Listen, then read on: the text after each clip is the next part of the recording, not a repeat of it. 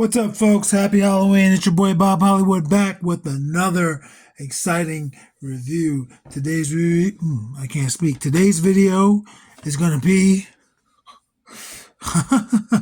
of this Masterverse Princess of Power Shadow Weaver. I bought this, as you can see, right there, front and center. Or not center, but at least front. I bought this from Ross for $3.99. For $3.99, any figure is fine. I mean, if it's a scale you collect, you wouldn't necessarily want to buy a 4-inch Star Wars figure if you don't collect 4-inch figures. But they can be cool too. But yeah, I bought this for $4. I was hoping to find this guy. These two at least were at Five Below. I never had any luck with Five Below with that. So usually when I go to Five Below, it's like, oh, let me just see if they have anything cool. But actually trying to hunt something down, never really had any luck for me. Anyway, on the left side of the package, we see the Shadow Weaver right there. That's a really good image. I almost wish the box wasn't damaged. That'd be cool. And on the right side, we see her name, Shadow Weaver. I did say that. Evil Mistress of Dark Magic. At the top, it just says Masterverse. At the bottom, there's some legalese, as well as a barcode. And on the back, there's a bio. It says Shadow Weaver. Let me move it closer to you guys in case I just butcher it and you want to put me on mute and read it for yourself. Once an apprentice to Etheria's great wizard Norwin, the power-hungry Beatrix betrayed her homeworld to the evil Horde and renamed herself Shadow Weaver. With the combination of Horde science and her own dark magic, she conjures fear in the hearts of all Etheria and trust in Hordak. Little does he know, however, I can't fucking read, y'all. Little does he know, however, she secretly plots to overthrow him and seize power for herself. And we had a brief look at it earlier, but we see some cross promotion. We can get the Sorceress. I'd be interested at that for this price. Manny Faces, and then Pighead as well. And yeah, this isn't the first Masterverse figure we have, because we have one in the review crew, and I've also reviewed another one, even though you're not going to see that for a few months. It doesn't matter. I'm about to start our plastic prison, BRB. And just like that, we're back. We have the Shadow Weaver free from her plastic prison. You can see in front of us, she has her 5 accessories. One of these accessories is a stand. I did not realize that's what that was for. You see she's balancing on her own there, but she does have the stand. And that kind of just makes me think she's like Orko's race. And in Hollyworld, she'll have to be a member of Orko's race. Just obviously taller and a woman and evil and whatnot. But yeah, that stand just plugs right into that hole, just like that. And now she's levitating. But as you saw, she was balancing without that. 2 of accessories gives her a total of 4 hands. There's going to be these other hands. It's going to be a right hand that allows her to grab something larger, and then a left hand that allows her to grab something like this wand. And she has the same hands for both sides of her body. So if I can get my hands to stop dropping this, on her left hand on the packaging is this grabbing hand, and on the right hand is this gripping hand. I know gripping and grabbing aren't terribly dissimilar. So next up, we have a wand. I like this wand. It looks pretty cool. It's not as cool as Evil Lynn's wand, but it's cool. It's silver with this translucent green plastic, so I'm assuming the whole thing was cast, molded, whatever the preferred term is, in that translucent, and then they just painted the silver. So that's kind of cool. And that'll again go in either of her gripping hands. But since she has a gripping hand on her in the packaging, whoops, got some tape there.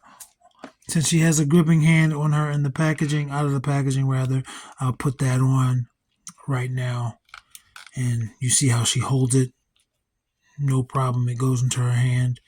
And if you want, I don't know if it's something that could or couldn't, but you can make it grab the ball with her other hand. Final accessory, and I'm going to keep that wand in her hand just in case, is this like fireball effect. I'm assuming this would go over that wand, and that's why I kept the wand in her hand, just to be sure. It's on there. Whoops. So that gives you a little bit of action figure photography. Not the greatest. And another option for this, and it may be what it's for, I'm going to get rid of the wand. I'm going to put this just directly over her fist. Maybe she has a flaming fist. You know? Let's try it with the other hand. Yeah, it's better on the fist. Or on the gripping hand.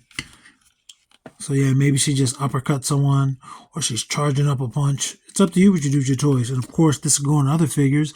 Not the biggest hole, but if you want to put it on another figure's hand, or use it any way you want. Once you own the toy, you can do whatever you want with it. Never forget that.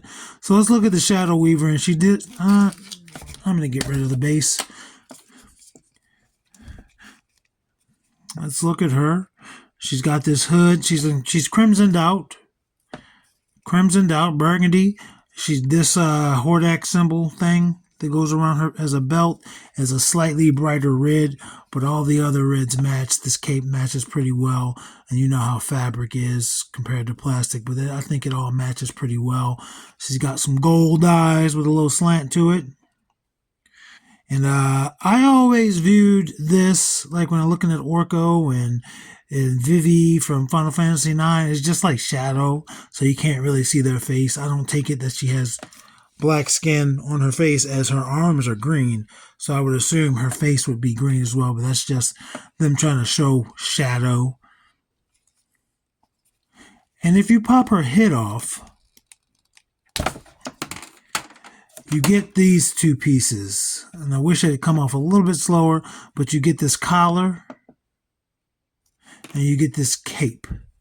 So this is what she looks like without either of those. She's probably going to look necky. Not horrible. Not horrible, actually. She looks more like a barmaid or something in a medieval setting than a witch. You can also see that she's kind of got that almost the exact same little bat symbol like Hordak. I mean, it's slightly different at the bottom, but you can see it angles. So yeah, she looks bigger without these things. But I just wanted to make sure that her head could come off. I mean, I knew the cape was going to be an optional piece. I believe I'll let her keep it. And you just popped it. You saw it came off really quickly, so you might not have got to see. But I'm putting the cape on first. And then I'm going to pop this this shoulder piece, and this collar piece rather.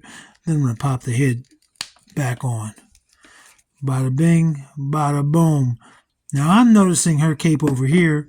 Looks like they stitched it together, but it's on both sides, so I think that's a design choice. And with that design choice, that's making me realize you can do this. You can put it on her shoulders. And I believe that is how it's meant to be. That's pretty neat.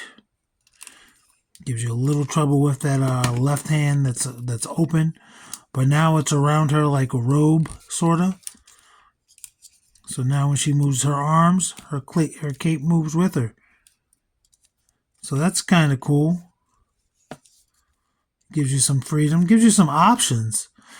Because you can take this off completely. You can not wrap it around the wrist. You can wrap it around the wrist. You can do whatever you want, man. That's pretty cool. So yeah, at first I thought they just stitched it and it was just on one side. And I was going to maybe pull it apart. And I was like, well, maybe it adds like a dimension to it, like that or something. But then I saw it was both. And I was like, oh no, it's probably meant to be like that.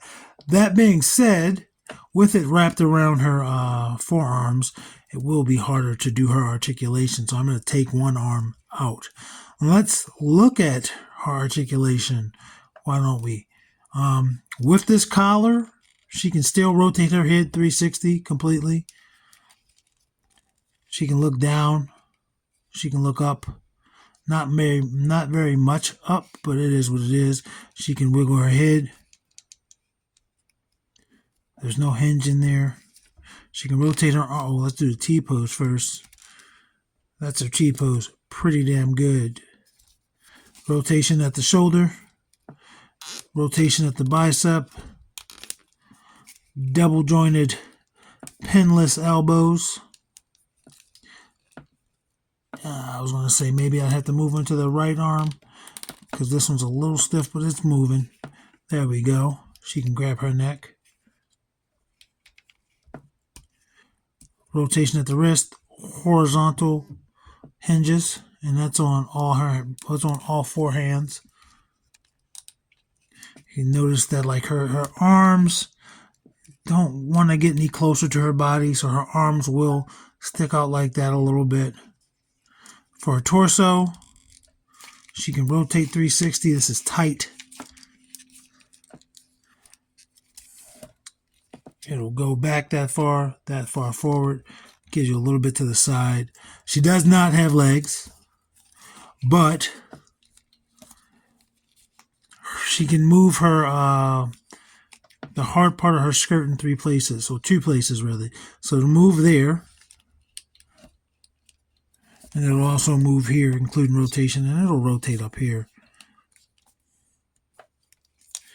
And the cape somewhat matches the front, so you'll know which way is the back and which way is the front. But I think she'll still stand either way.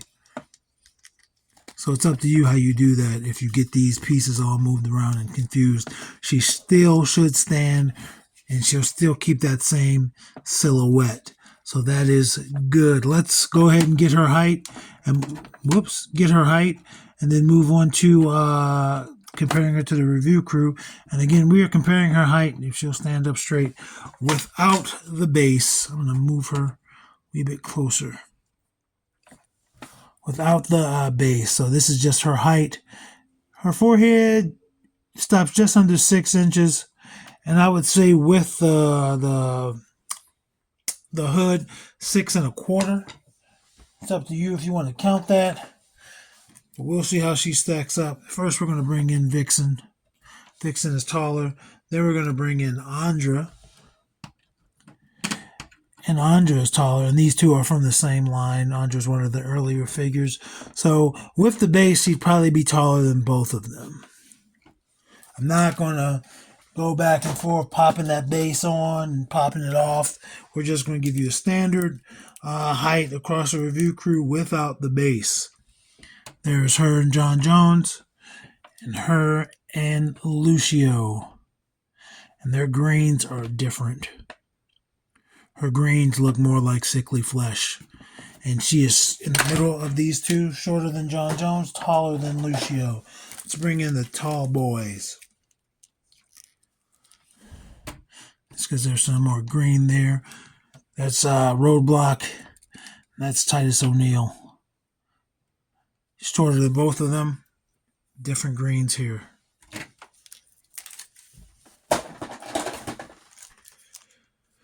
Here's Lando. And here is, I'm about to say John Jones. Here is Killmonger.